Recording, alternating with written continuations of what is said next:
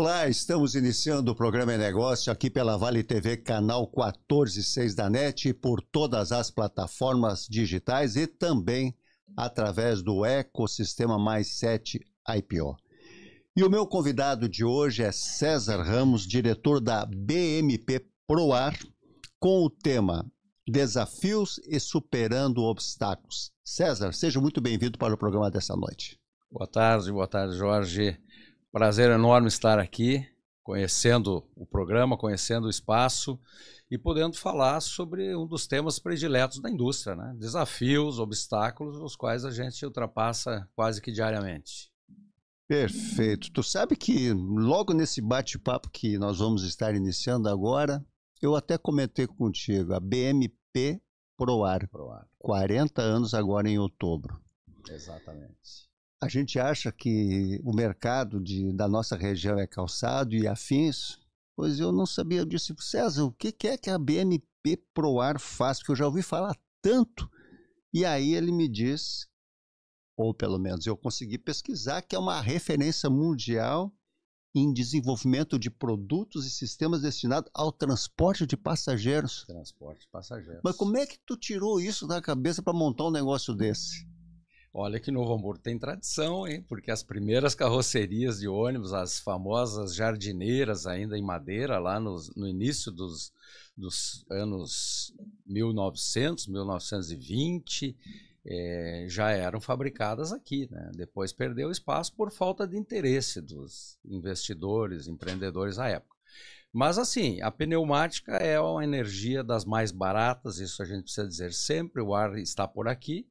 O ar comprimido é uma energia muito utilizada em qualquer tipo de indústria. E à época, Proar equipamentos pneumáticos. Iniciamos então para a automação da indústria em geral. E aqui encaixa o calçado. Todas ou quase todas as máquinas para a confecção do calçado, elas utilizam pneumática para os movimentos. Depois de uns 5 ou 6 anos da existência da então Proar, é que nós entendemos que havia uma aplicação específica. As carrocerias de ônibus, os veículos comerciais leves, hoje as vans que estão muito em voga no mercado, e aí conseguimos ampliar esse leque.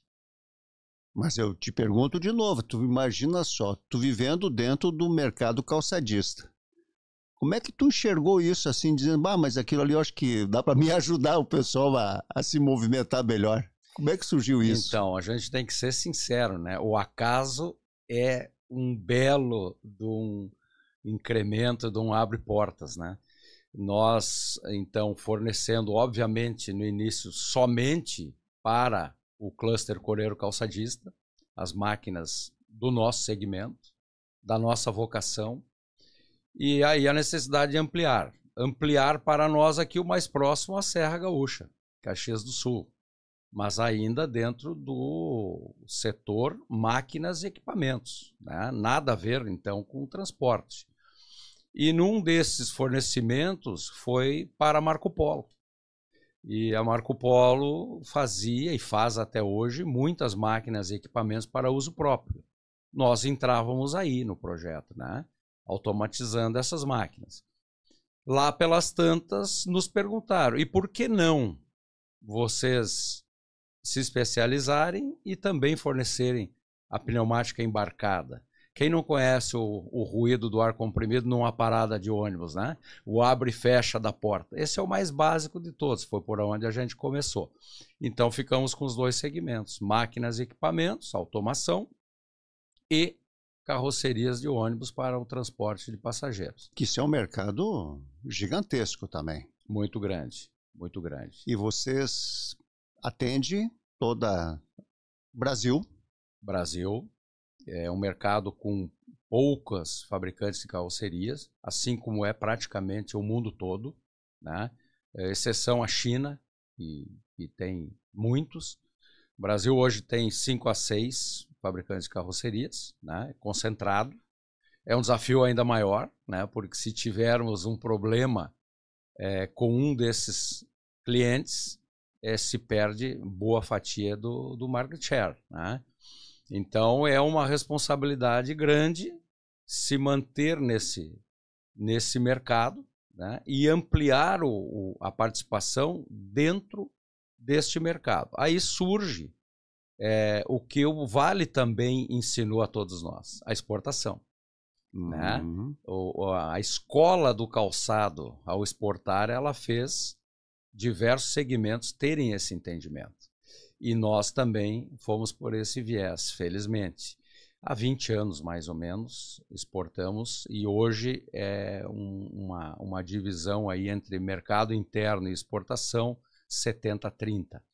Já é um percentual interessante. E na abrangência, Jorge, é México para baixo. Né? Já tivemos alguns negócios pontuais na Europa, hoje temos negócios pontuais em Portugal, mas México, Colômbia, Argentina, Chile, Peru, Equador são os nossos grandes potenciais. Na época, quando vocês então decidiram fazer esse movimento da exportação, eu vou voltar então um pouquinho antes, lá pela década de 60, quando o pessoal, para começar a exportar sapato, fizeram uma viagem e foram lá e disseram, bom, nós temos para fazer isso. Como foi a tua experiência nesse sentido para dizer, olha, aqui no Brasil nós estamos preparados para fornecer para vocês? A questão da carona, né? Os nossos clientes, eles, principalmente a Marco Polo, a Gaúcha, a Marco Polo, uma empresa mundial de origem no Rio Grande do Sul, teve sempre esse viés de exportação muito forte. E nós começamos a fornecer os produtos com uma conotação técnica, um conceito um pouco mais apurado, para a Marco Polo e outros clientes exportarem. E com isso a nossa marca foi vista naqueles países. E num primeiro momento nós entramos com a reposição, né? O famoso mercado de autopeças, que assim é na motocicleta, no automóvel, por aí vai. E logo em seguida alguns fabricantes locais nos procuraram. Olha, vemos a marca por aqui, nos interessa, é competitivo, por que não? E aí abriu então essa última porta de iniciarmos o fornecimento diretamente a fabricantes de carrocerias naqueles países. Mas tu imagina só, é tudo uma questão de oportunidade, né? A gente pode ter um espírito empreendedor e precisa ter, e muito, mas a oportunidade, se tu souber aproveitar, segue em frente. Inclusive até nós estávamos agora há pouco falando, a gente é do tempo de que produzir sapato. Quanto é que custa sapato? Há tantos pés por couro, é tanto preço. Ele estava me dizendo quando ele começou o negócio dele, o pneumático era o quê? Se tratava de quê? Procuravam para comprar pneus, né? Que absolutamente nada tem a ver com o nosso negócio. São coisas que eu imagino que foi também um momento de poder experimentar realmente essa situação e poder fazer disso uma coisa boa. Tanto é que depois de 40 anos vocês já estão reconhecidos ao ponto de a gente entrar agora direto no nosso tema. Vamos seguir em frente? Vamos lá. Desafios e superando obstáculos. César, quais foram, se é que tu teve desafios mais significativos que tu enfrentaste como empreendedor local, tu estando numa região onde praticamente o cluster calçado de serra era predominante? Quem não, né? Quem nunca? Os desafios começam pelo modelo do nosso país, modelo do Brasil, modelo econômico, né? É bastante recente, né, Jorge, os potenciais desenvolvimentos com empresas incubadas, startups com os apoiadores e investidores. Isso é bastante recente. Vamos voltar lá em 1984, né, anos 80. O investidor, o empreendedor tinha um sonho, tinha uma vontade, né, tinha esse espírito empreendedor, e só. Porque, vamos lá, iniciar com algum tipo de financiamento no modelo fomento era muito difícil. Era muito difícil. Conosco não foi diferente. Então esse foi o primeiro grande desafio. Tenho a ideia, tenho a oportunidade, estou talvez no momento certo, no local certo. Como eu faço, como eu transformo isso em realidade? Tá? Então, aquele início tradicional. Acredita? Acredita. Então vende carro, vende moto, vende casa, pede dinheiro para a família e vamos lá. Esse foi o início. Tá? 2 sócios, à época, sempre focado neste negócio, sem outra opção naquele momento, né? Ainda cursando faculdade e dá um passo que não tem volta. Né? Esse é o passo do empreendedor. Costuma-se dizer que o empreendedor sabe iniciar e não sabe parar, e isso muitas vezes é um gerador de problema. E é uma característica do empreendedor. Ele tem uma crença, uma fé nesse negócio inabalável. Tem um lado positivo e outro que inspira cuidados. Né? Este foi um grande desafio inicial. Depois, a tecnologia. Nós fomos o segundo fabricante nacional a produzir equipamentos pneumáticos, seja para que fim for. Máquina, equipamento, automóvel, uma pequena parcela, apesar do equipamento ser um pouquinho diferente, carrocerias de ônibus, vans. O equipamento era todo importado. Houve uma outra empresa gaúcha, que foi a primeira a fabricar produto nacional, foi onde eu comecei como funcionário. Né? Veja que as histórias têm muitas semelhanças. Exato. Nós fomos o segundo e, obviamente, como você falou com muita propriedade, estávamos aonde? No Vale do Calçado. Primeira porta a bater, fabricante de máquina para calçados. Olha, somos daqui. Somos nacionais, somos gaúchos, somos de Novo Hamburgo. Tem uma oportunidade? Ah, veja bem, importo, o produto que eu importo é top no mundo. Não sei se vocês alcançam essa tecnologia. Podemos provar. Uma oportunidade, uma porta aberta, e aí a participação cresceu muito. Mas eu ressalto e sou muito agradecido, Jorge Al, coreiro calçadista, que aparentemente não tem vínculo conosco, mas tem muito, desde a nossa história. Né? E hoje, participando na CI, nossa querida CI, eu tenho muito contato com esses movimentos e sou muito grato por isso. Né? Aprendemos muito, seguimos aprendendo com essa nossa vocação. Com relação a CI, nós vamos falar daqui um pouquinho mais, mas vamos imaginar, tu bateu na porta, os caras disseram, pois é, não sei se devo ou não devo, vamos lá, vamos seguindo. E tu bem disseste, o empreendedor ele não quer desistir, eu estou com todo o gás e vou tocar para frente. Mas tu precisou criar estratégias, seja pelo teu produto, pela forma como tu fosse conduzir, para que tu pudesse superar esses desafios. Exato. Como é que tu pensou? Na época, tu devia ter lá 1980, um jovem, 23 anos. 23. Como é que tu, sabendo que as indústrias elas já tinham um nível de produtividade bastante grande? Sim, sim. A questão que eu comentei há pouco, de que os nossos, então, concorrentes, ousadia chamar líderes mundiais, alemães, japoneses, italianos, né? De concorrentes nossos, mas nos tornamos, né, concorrentes. E eu comentava que todos os produtos, ou praticamente todos, eram importados. O que faltava? O serviço. Né? O pós-venda, o encostar no mecânico das nossas grandes fábricas e dizer, amigo, isso vai falhar obrigatoriamente daqui 1 ano, daqui 1 ano e meio, daqui 2. E esse é o meu diferencial. E eles estavam cheios de histórias que já havia falhado e que não tinha peças e etc, e etc.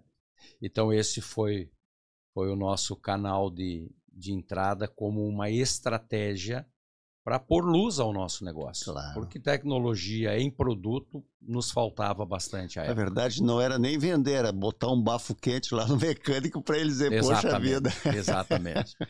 A pressão. A pressão, né? A pressão que ele sofria também, porque quando dava um problema numa máquina, não sabia como resolver. Tu ia chegar, depois tu chegou lá como salvador de tudo, né? Porque quando tu traz uma solução, é tudo que a gente espera quando tu tá com uma dificuldade. Exato. Meu caro César, eu vou te convidar para a gente continuar nosso bate-papo logo após o intervalo, pode ser? Vamos lá. Fique conosco, porque nós já voltamos. Óptica Ponto de Vista e Lentes Zeiss. Confeccionamos lentes personalizadas, porque o nosso desejo é fazer você enxergar melhor. No Calçadão de Novo Hamburgo, venha nos visitar. Voltando para o programa É Negócio desta noite, tendo como convidado César Ramos, diretor da BMP Proar, uma empresa aqui da nossa região que está presente em grande parte dos países latinos, certo? Mais focado nos latinos. Mais focados nos latinos. E aí nós estamos falando para ele chegar com 40 anos, desafios, obstáculos, e eu acho que o papo está seguindo dessa forma e nós vamos continuar. Com relação a essas dificuldades que tu, e oportunidades, na verdade, que tu mencionaste há pouco, tu podes compartilhar um desafio, um momento de um desafio que transformou numa grande oportunidade para a tua empresa? Isso é um gancho maravilhoso, Jorge, porque nós tivemos uma situação no final dos anos 90, demandada pelo nosso maior cliente para um sistema de portas de um novo produto deles, o qual nós não tínhamos nem ideia por onde começar. E por que nos chamaram? Porque nós éramos e somos um fornecedor de confiança desde a engenharia. Só que não estávamos preparados para aquele momento. E pensa como fazer, onde fazer, negar ou aceitar, né? E nós tivemos um insight de visitar pela primeira vez uma feira que acontece até hoje na Bélgica, que é a feira de negócios de carrocerias de ônibus, de transporte de passageiros maior do mundo e a melhor. E aquela época era uma feira ainda pequena. E nós conhecemos quase que por acaso em algumas revistas especializadas, e eu resolvi fazer uma visita a essa feira. Chegando à feira, eu encontrei um agente comercial finlandês que morava já na Espanha há muitos anos e tinha conexão com o Brasil porque havia conhecido um partner em Caxias do Sul e trabalham juntos praticamente até hoje. Perguntado por ele o que eu estava fazendo naquela feira, o que um brasileiro com uma empresa pequena estaria procurando naquela feira, que produtos de ponta, tecnologia de ponta, os maiores players do mundo. E eu disse a ele, olha, fomos convidados pelo cliente a desenvolver um sistema e eu estou procurando isso e, a meu ver, eu consigo com um fabricante alemão. E ele prontamente me disse, não, tu vais conseguir com um fabricante espanhol que fala um idioma mais próximo do portunhol, vai te ajudar e ele é sócio de um alemão. Então, se tu queres uma tecnologia alemã já melhorada e mais com cara de Brasil, nós vamos falar com o espanhol. No primeiro dia de feira, nos apresentaram e houve muita afinidade desde o início. E disso, nós formamos, um ano após, uma joint venture. Com uma transferência nossa, então, de Novo Hamburgo para Campo Bom, onde estamos até hoje. Essa joint venture durou por 4 ou 5 anos e aportou para a então Proar, e aí nessa joint venture transformou-se em BMP Proar, toda a tecnologia e mais um pouco do que nós estávamos buscando. Então foi realmente um grande desafio que, aceito, se transformou numa grande oportunidade. Foi, na verdade, o divisor de águas da nossa tecnologia, por isso que hoje, com muito orgulho, nós podemos falar que estamos num nível mundial. Quer dizer que se tu vai hoje lá para a Bélgica dessa feira, tu já te vê diferente, então. Totalmente, totalmente. Temos relacionamento com os nossos concorrentes, visitamos, como eu costumo dizer nesse meio, visitamos os concorrentes e concorrentes dos nossos clientes apresentando o cartão de apresentação e não fazendo uma espionagem. Somos recebidos e aqui também os recebemos. Então isso foi um passo enorme. Essa feira acontece a cada 2 anos e nós, ano que vem, estaremos lá visitando, penso que pela 12ª vez na nossa história, e sempre tem algo a aprender, sempre tem algo novo. Interessante, como tu disseste, essa forma de vocês se tratarem de transparência, de se apresentarem, não sendo para espionar, mas, sei lá, para ajudar, para crescer o mercado juntos e tudo, é uma coisa muito interessante também. Eu acho que está mudando aqui, mas nunca foi também essa prática, né, de as pessoas, de repente, indústrias que têm o mesmo foco, o mesmo cliente, verdade, dividir esse conhecimento, esse know-how para poder estar competindo entre si. Mas sem sombra de dúvida que isso, quando o cara te coloca essa situação de dizer, pensa no que tu vai fazer, eu imagino que tu deve ter deitado no teu travesseiro e pensar, puxa vida. Mas aí vem os colaboradores também, né? Os teus colaboradores devem ter tido um engajamento total para que o sucesso pudesse acontecer. Exatamente. Acreditarem junto, né? Porque hoje é muito difícil e na época já era. Você convencer com um discurso teu colaborador. A gestão pelo exemplo, pela ação, ela é muito mais efetiva. A época não era muito diferente. Na verdade, as pessoas, elas, na sua essência, elas são as mesmas até hoje.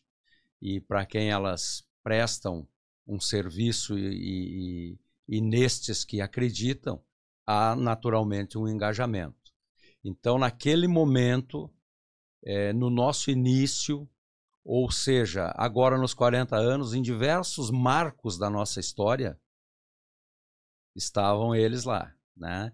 E hoje temos funcionários com 20 anos, com 15, com 10, com 8, e muita gente vindo das escolas, Jorge. Nosso querido Liberato, né, que é um fornecedor maravilhoso de técnicos, né, não de mão de obra, de cabeça pensante. Cabeça pensante. Né?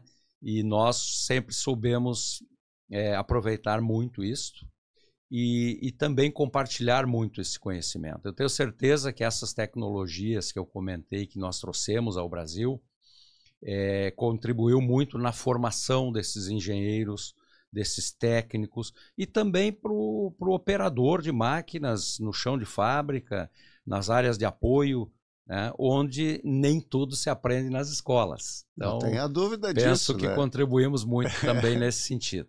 Eles são a base, seguem sendo a base. Nos 40 anos a gente tem refletido e falado muito isso para eles, né, poder olhar para eles hoje, encontrar na rua os já aposentados, né, e virem falar comigo e dizer, escuta, tu ainda estás na ativa?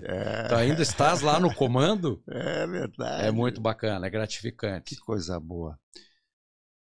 Olha, eu conheci um pouquinho mais hoje a tua empresa e tenho certeza que grande parte da nossa audiência também está conhecendo, mas vamos agora dar uma tomada rápida com toda essa tua explanação, da forma como tu conduz o teu negócio, ou como tu iniciaste essa experiência. Eu tenho certeza que tu estás também levando para dentro da ACI como vice-presidente da indústria. Como é que tu vê hoje a indústria da nossa região? É um desafio, né? O termo desafiador, ele está na nossa pauta desde o 2020 e cada vez mais em evidência, né? Quando fala é desafiador, as pessoas estão dizendo que é de um altíssimo grau de dificuldade. A palavra ficou um pouquinho mais amena para dificuldades enormes, né? Eu iniciei, Jorge, em 1997 na CI. Foi a primeira oportunidade quando eu conheci a casa, naquele momento na gestão da qualidade que no Rio Grande do Sul se implementava através do movimento do Programa Gaúcho da Qualidade e Produtividade, comandado por ninguém menos que Jorge Gerdau e Rompeter. Foi um grande movimento. Isso a CI teve uma visão muito grande em puxar para dentro da estrutura, para dentro da casa. Bom, de lá para cá foram vários desafios, possibilidades de participar na casa, mas vamos focar aqui. 2024, onde eu tive o convite através do presidente Robson Klein para assumir então a vice-presidência da indústria. E o mote, o grande desafio da CI pelas mãos do então atual presidente, inovação. Inovação é muito amplo. E o calçado vai ser a nossa vocação, né? Por si só e pelo que agrega no cluster todo, né? Foram enormes oportunidades que o calçado trouxe para a nossa região e nossa gente. Hoje, na nossa gestão, indústria, a matriz modificou-se. Nós temos muitos segmentos na indústria, dos 4 municípios que a CI congrega, Campo Bom, Dois Irmãos, Estância Velha e a Casa Matriz Novo Hamburgo. Essa matriz trouxe muito e agregou muito conhecimento. Como um todo, essa indústria exporta muito, mas obviamente o calçado ainda comenta o espetáculo. O que eu vejo para essa indústria da nossa região, não só dos 4 municípios citados, vamos falar de Vale como um todo, é que ainda há muito a fazer. Há muito a fazer e esses empreendedores do calçado, esses conhecedores do métier calçadista, estão vendo esse novo momento, né? Inclusive, há um movimento interessantíssimo, altamente profissional, chamado Pacto Calçadista em andamento. Então, a CI está no movimento, a indústria tem espaço, terá sempre espaço, mas precisa trabalhar com os indicadores, né? Nós temos que olhar para o nosso painel de controle. Houve perda de participação no PIB nacional, né? Desde 1995. Há uma recuperação tênue, mas há bastante espaço. Então, o movimento dentro da CI é mostrar a esses segmentos todos, mas lembrar sempre de onde viemos. A vocação coreiro calçadista. Tem muito a fazer, tem muito a ensinar e vai contribuir com certeza. Quero aproveitar, inclusive, sobre o Pacto Calçadista que tu te referiste, eu venho acompanhando também, é fantástico. As próximas gerações, quando olharem para trás, vão ver, nossa senhora, isso aconteceu lá em 2023, 2024, foi uma grande transformação. César, eu gostaria que tu pudesse, através daquela câmera lá, dar o recado de alguém que não perdeu o norte quando os obstáculos surgiram, os desafios, e também como vice-presidente da CI, para que em 1 minuto tu pudesse dizer alguma coisa, como tu já bem disseste, de que mesmo com dificuldades, nós temos que manter o foco e a esperança, porque tudo certamente vai dar certo. Por favor. Uma grande oportunidade de comentar e deixar essa mensagem, né? O jovem que hoje está estudando, está cheio de sonhos e que futuramente vai ser um empreendedor, tem um espírito que nós, que iniciamos há muitos anos, conseguimos manter vivos. Resiliência é a palavra, fazer planos, sonhar, mas sonhar com planos e olhar para o Brasil como uma grande oportunidade. Não olhar para o país com todos os problemas que nós temos, aqueles problemas que muitas vezes são variáveis fora do nosso controle. Temos atualmente focado muito nas questões políticas, são importantes, temos também que participar nisso, mas focar naquilo que nós entendemos que é possível transformar o país através dos projetos. E isto, como eu disse, vem desde o jovem na escola até os veteranos que estão aqui na linha de frente.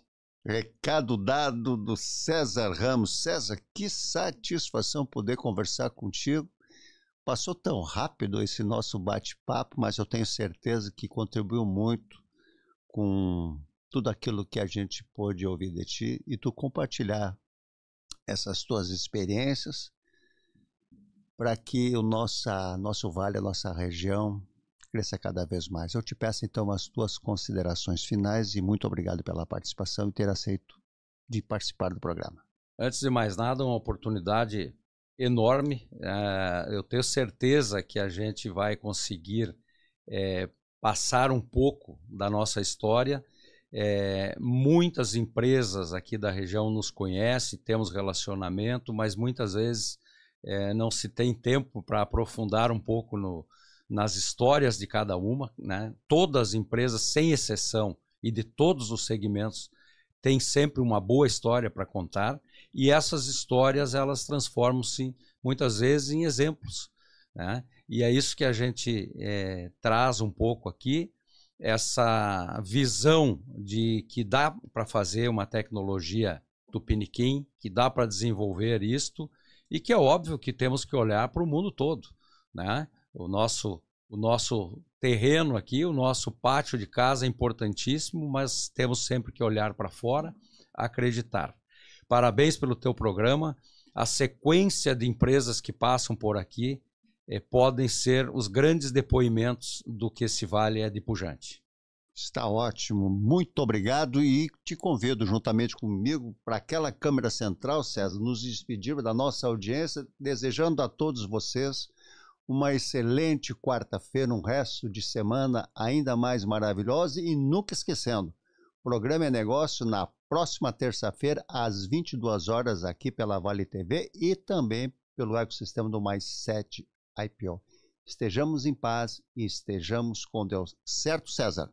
É por aí, desejamos o melhor sempre e aproveitem os conteúdos do É Negócio. Valeu, uma boa noite.